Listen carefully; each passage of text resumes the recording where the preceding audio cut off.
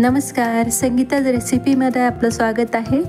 आज आपण बनवले बाप्पाच्या आवडीचे उकडीचे मोदक, ते सुद्धा गव्हाच्या पिठापासून। सुरुवातीला आपण सारण तयार करून घेऊ। गॅसवर मी पॅन ठेवला आहे, त्यामध्ये 1 चमचा साजूक तूप घालून घेतला आणि ड्रायफ्रूटचे काप घालून घेतले। त्याला छान परतून घ्यायचे आहे आपल्याला। त्यामध्ये ओल्या नारळाचा चव घालून घेतोय। 2 वाट्या ओल्या नारळाचा चव घेतलेला आहे मी। याला सुद्धा आपल्याला छान असं मिक्स करून घ्यायचं आहे। त्यामध्ये 1 वाटी गूळ घालून घेते। तर हे परफेक्ट असं प्रमाण आहे। 2 वाटी ओल्या नारळाच्या चवसाठी 1 वाटी गूळ। आता हे आपल्याला छान असं मिक्स करून घ्यायचं आहे। आता गुळाला पाणी सुटतं, ते पाणी फक्त आपल्याला आटवून घ्यायचं आहे। याला आपल्याला जास्त ड्राय करायचं नाही आहे। हे बघा, अशा प्रकारे, जेणेकरून ओल्या नारळाचा जो चव आहे ते मोदकांना छान येईल। यामध्ये 1 चमचा वेलची पूड, थोडंसं जायफळ घालून घेते। जायफळ आणि वेलचीने मोदकाला छान अशी चव येते। आता आपलं सारण तयार झालेलं आहे। आपण आता ते थंड होण्यासाठी साईडला ठेवून देऊ। आता आपण पीठ मळून घेऊ। तर 1 मोठं कटोरा मी पीठ घेतलेलं आहे, त्यामध्ये चवीनुसार मीठ घालून घेतलं आणि 1 मोठा चमचा साजूक तूप घालून घेतलं। आता हे तूप छान आपल्याला पिठाला असं छान चोळून घ्यायचं आहे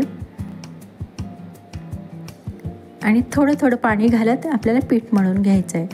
तर पीठ आपल्याला जास्त पातळही मळायचं नाही आणि जास्त घट्टही नाही। अशा प्रकारे आपण गोळा बनवून घेतला आहे। त्यावर थोडंसं तेल घालून घ्यायचं आणि छान असं मळून घ्यायचं आहे आपल्याला पीठ। आता हे पीठ आपल्याला 10 मिनिटाकरता भिजवण्यासाठी ठेवून द्यायचं आहे। 10 मिनिटं झालेले आहेत। पीठ बघा छान असं आपलं भिजलेलं आहे। आता आपण लगेच मोदक बनवायला घेऊयात। त्यासाठी एक छोटासा गोळा आपल्याला बनवून घ्यायचा आहे आणि पीठ लावत आपल्याला पारी बनवून घ्यायची आहे त्याची। अशा प्रकारे हाताने आपण पारी बनवून घेऊ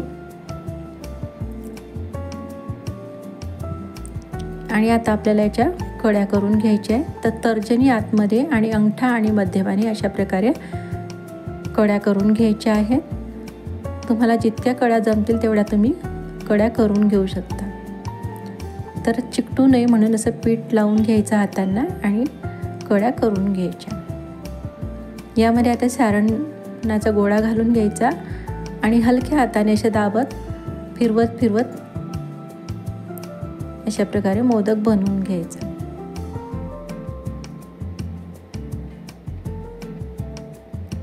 तर अगदी नवशिकेही करतील अशा प्रकारे मोदक बनतात, अगदी झटपट होतात। अशा प्रकारे आपला मोदक तयार झालेला आहे। आता तुम्हाला जर हाताने जमत नसेल तर तुम्ही अशा प्रकारे पुरीसारखं लाटून घ्यायची पारी।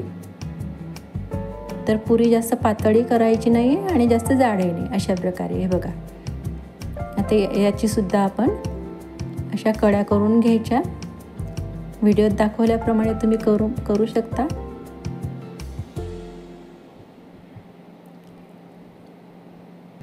तर अतिशय झटपट होणारे मोदक आहेत हे आणि पौष्टिक तर आहेच आणि स्वादिष्टही बनतात। यामध्ये आता सारण घालून घेऊ आणि अशा प्रकारे कड्या एक साईडला करत हलक्या हाताने वरच्या साईडला दाबत अशा प्रकारे दुमड करून घ्यायची आणि जो जास्तीचा भाग आहे वरचा तो थोडासा असा काढून घ्यायचा।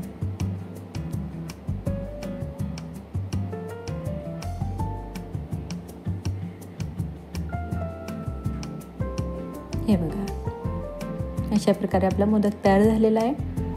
आणि याला जर आपल्याला फुलाचा आकार द्यायचा असला तर ह्या ज्या कड्या आपण बनवल्या आहेत त्याला अशा खालच्या बाजूने आपल्याला अशा प्रकारे चिमटी घ्यायची आणि अशा प्रकारे सर्व बाजूने अशा दुमडत घ्यायच्या। हे बघा कसा फुलाचा आकार तयार झालेला आहे। हे बघा। तर अशा प्रकारे सुद्धा तुम्ही मोदक बनवून घेऊ शकता। आता आपण मोदक उकळायला ठेवतोय।